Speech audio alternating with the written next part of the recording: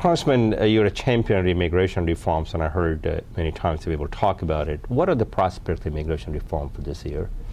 Well, I think that either this year or very early next year, we absolutely have to put maximum energy into obtaining comprehensive immigration reform. Why? Because if we don't, we will be in the middle of the election cycle next year, and then politicians will be too worried to really take the issue on. And then after that, we're going to be opening up the president's first re-election campaign, and we'll be into that process. And so no one would want to pick up the issue then. So the time is now. And so I've had community forums in my district where we had 1,300 people come together demanding comprehensive immigration reform. And we've had members of Congress like Luis Gutierrez come to the district to talk about this issue. Frank, I am urging everyone who I can talk to demand comprehensive immigration reform right now. We can't delay it. If we do, we could be 3 years out before we see it again. Agreed. Sometimes immigrants from the Muslim world complain, and you probably heard it many times in your travel, about being unfairly treated when they enter the United States. Are there ways that we can make sure that profiling policies that we have right now, which we inherited from the Bush administration, will more fairly treat Muslims and other ethnic and religious groups? Yes, this is a tremendous priority of mine. I've been in conversation with the chairman of the Homeland Security Committee, Benny Thompson, and I've been in contact with members of the Homeland Security Administration, and talk with people who are in law enforcement areas about what's known as watch list reform, so that guests to our country are not detained needlessly. Look, no one at all wants to have bad guys on the plane. Yes. And no one wants to have good people detained and inconvenienced. Unfortunately, with this massive watch list that we have, where you can get on it but you can't get off, it's extremely inefficient. And it requires law enforcement professionals to have to sift through literally millions of people who are good, decent people, until they find somebody who could potentially be a problem.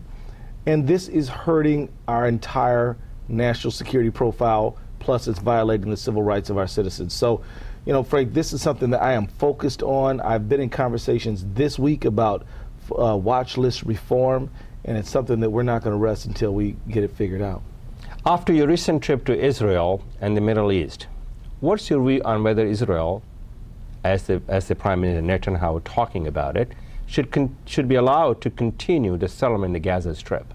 They must stop settlement. As the President said many times. They must stop now. They must stop now. Are they going to stop? Well, there are proposals for them to freeze settlements, but they actually have to deconstruct some of these settlements. But before they start deconstructing, they have to stop.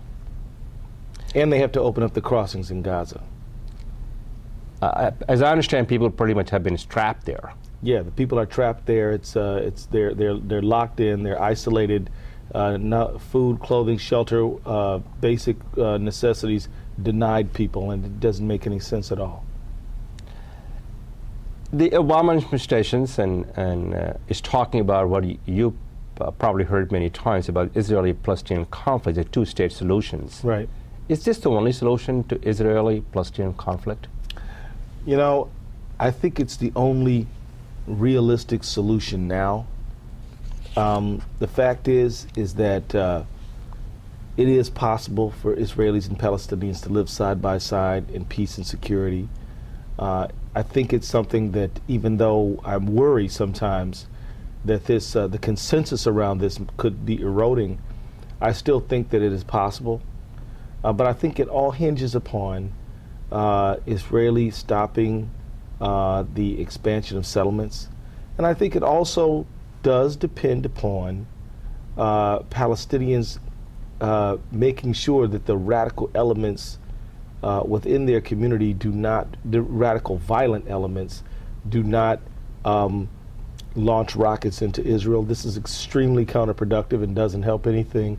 In fact, it hurts everything. And so I think that security and peace kind of go hand in hand. And I think it's what we have in front of us now and I think we should put our energy into making sure that it works. And I think you touched upon, but I will ask you one more time. There have been a lot of discussions among the Muslim community that they have been bypassed for key positions in the Obama administration. You Right. know, they were very instrumental in electing the president in swing states, especially in Virginia Yes. and some other. Is this a fair criticism? Yes, it is. But I think that just that the Obama administration's well positioned to correct the criticism. And I think that the Obama administration is well intentioned, wants to do the right thing, but I think as yet they've yet to make the kind of appointments that I think would really help America.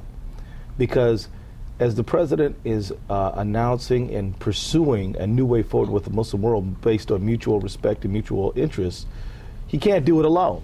He needs people who know the field, who know the community, Who can build the bridges. Who can build the bridges. Right. And so all I'm saying is that there are good, solid, professional, loyal Americans who want to help the president and serve their nation. and serve their nation, and we should be allowed to do it. Thank you very much. Thank you very much for coming. I really appreciated your time. My pleasure.